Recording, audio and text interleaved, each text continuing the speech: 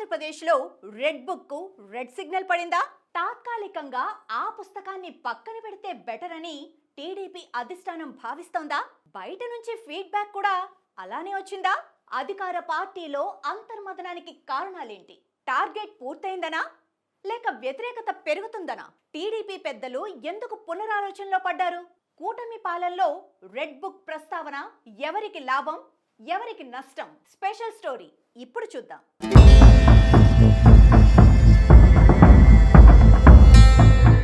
Red book ఏపీలో 2024 assembly ఎన్నికల్ని ఓ ఊపు ఊపేసిన సబ్జెక్ట్. అప్పట్లో ఆ పేరే ఒక పొలిటికల్ సంచలనమైంది. ఏపీలో గత వైసీపీ పాలనలో టీడీపీ కార్యకర్తల్ని, నాయకుల్ని లక్ష్యంగా చేసుకొని దాడులు, కేసులతో భయభ్రాంతుల్ని చేస్తున్న సమయంలో వారిలో ధైర్యం నింపేందుకు అప్పట్లో నారా లోకేష్ రెడ్ బుక్ ను తెరపైకి తెచ్చారు. వైసీపీ హయాంలో టీడీపీని టార్గెట్ చేస్తున్న ప్రతి నేత, అధికారి పేరును అందులో నమోదు చేసుకుంటున్నామని, వారికి తాము అధికారంలోకి రాగానే వడ్డీతో సహా తిరిగి ఇచ్చేస్తామని పదే పదే చెప్పేవారు. అలాగే అధికారంలోకి వచ్చాక కూడా రెడ్ బుక్ గురించి లోకేష్ పలుమార్లు ప్రస్తావించారు.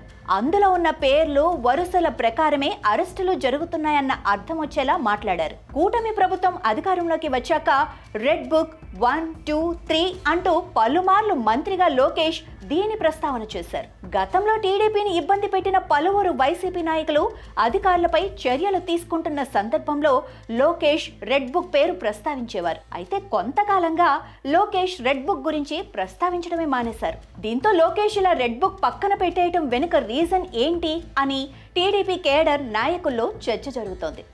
లోకేష్ ప్రస్తావించకపోయినా రెడ్ బుక్ పేరు మాత్రం ఏదో ఒక సందర్భంతో ముడిపడి మోత మోగిపోతోంది.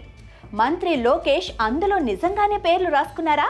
ముందు చెప్పినట్టుగానే తాను పవర్లోకి వచ్చాక నాడు నోట్ చేసుకున్న వాళ్ల పని పడుతున్నారా అన్న సంగతి పక్కన పెడితే, ఇప్పుడు టీడీపీ కంటే వైసీపీ వాళ్ల నోటి నుంచి ఆ పేరు ఎక్కువగా వినిపిస్తోంది. కూటమి అధికారంలోకి వచ్చాక రాష్ట్రంలో రెడ్ బుక్ రాజ్యాంగం నడుస్తోందని, ప్రతిపక్ష నాయకుల్ని విచ్చలవిడిగా అరెస్టులు చేస్తున్నారని వైసీపీ నాయకులు ఆరోపిస్తున్నారు. వాటి డోస్ కాస్త పెరుగుతున్న క్రమంలో కేవలం చట్టాన్ని ఉల్లంఘించిన వారి కోసమే రెడ్ బుక్ అని మంత్రి లోకేష్ కూడా క్లారిటీ ఇచ్చేశారు. అయినా సరే వైసీపీ నేతలు మాత్రం ఎక్కడా తగ్గడం లేదు. సందర్భం వచ్చిన ప్రతిసారి రెడ్ బుక్ రాజ్యాంగం అన్న పదాన్ని వాడుతూనే ఉన్నారు. ఆ పేరుతో కేవలం కక్ష సాధింపు రాజకీయాలు నడిపిస్తున్నారు అంటూ ఫ్యాన్ పార్టీ విస్తృత ప్రచారం చేస్తోంది. అటు టీడీపీ కూడా మొదట్లో ఈ ప్రచారాన్ని లైట్ తీసుకున్నా నెమ్మదిగా ఇది ఎక్కడో తేడా కొడుతున్నట్టు గ్రహించిందని సమాచారం.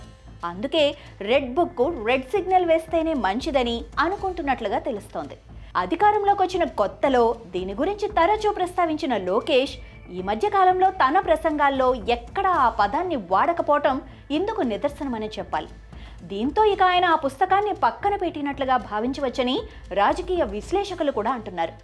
అయిన దానికి కాని దానికి రెడ్ బుక్ పేరు వాడటం వల్ల నష్టం జరగటం మొదలైనట్టు టీడీపీ అధిష్టానం గ్రహించిందట.